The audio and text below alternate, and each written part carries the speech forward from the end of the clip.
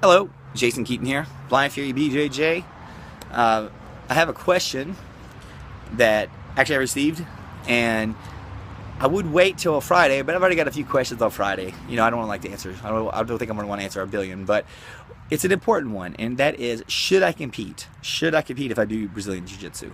Now, I'm a person that has competed, kind of a lot, and I've gained a lot of valuable knowledge from that, but there are some pros and there are definitely some cons to competing all the time. So you want to pay attention to this.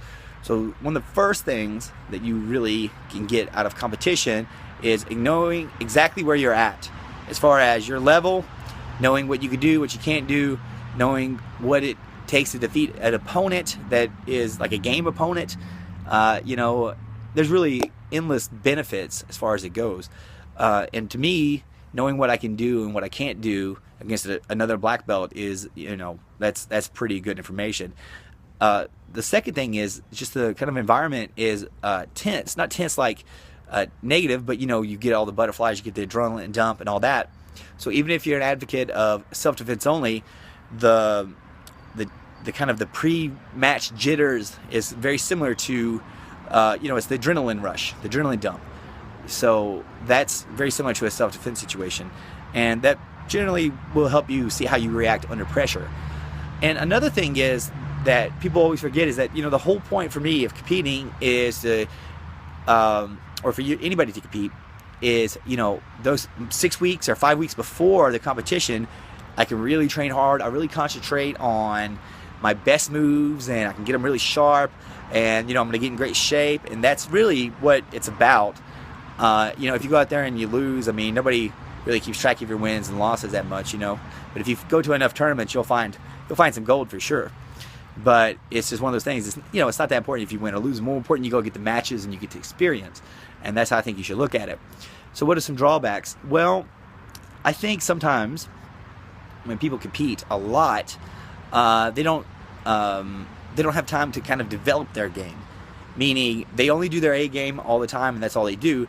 But they're not changing it up. They're not making it suit them as good as they could.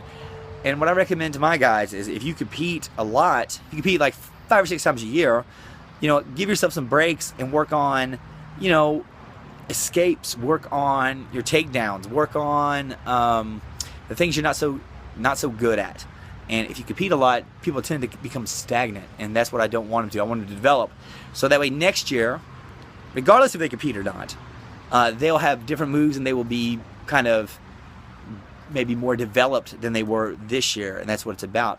And I tend to think that, and I know I'm guilty of this, but when you compete, sometimes you get kind of selfish. So I don't want to kind of do that too much myself. What I mean by selfish is you're thinking about winning. You're not thinking about the whole thing of jiu-jitsu. And jiu-jitsu to me is like a really kind of a pure thing, and it's beautiful. But I think when I feel like I'm chasing medals and I'm working hard just to beat somebody, I feel like I lose some of that. So for me, the periodization helps. So when there's a break from tournaments, I get a couple months where maybe I'm recovering from an injury or something, then that's when I can work on my developmental game. So that's just a few tips you can use. And if you compete, I think it's great. I think it's one of the best things you could do. But as long as you're developing is all that matters. And if you don't compete, you really should consider there's all kinds of ways to compete. It doesn't have to be just the regular IBJJF tournaments.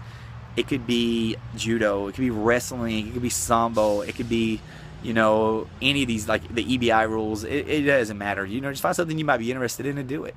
And if you win, awesome. You learn from that too. Learn from your losses, because that's really what it's all about. It's not really about you go get a medal. That's cool. That's great. If your jiu-jitsu is good, that's what it should be the result, right? But you don't know if you have those weaknesses, I think, unless you compete. So I've been Jason Keaton. You've been great, and hopefully I'll see you at a tournament. All right, have a good one.